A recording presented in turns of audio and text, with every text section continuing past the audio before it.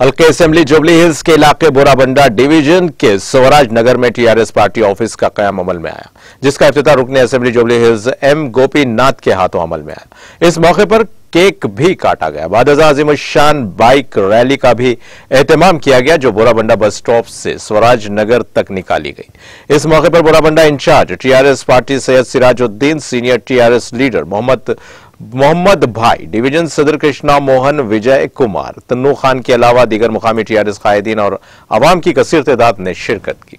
इस मौके पर सिराजुद्दीन की शालपोशी और गुलपोशी की गई। बाद सिराजुद्दीन ने मीडिया से बात करते हुए तफसीलात से वाकिफ करवाया।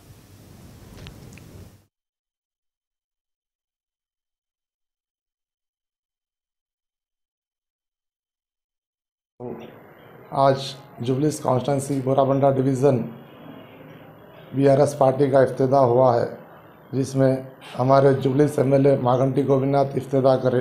माघंटी गोपीनाथ साहब केक कटिंग भी करे, रिबन कटिंग करे और हज़ारों की तादाद में डिवीज़न में खुशियों का माहौल था। पार्टी ऑफिस की इफ्तिताह होते डिवीज़न में हज़ारों की तादाद आई और सबका शुक्रिया अदा करता हूँ।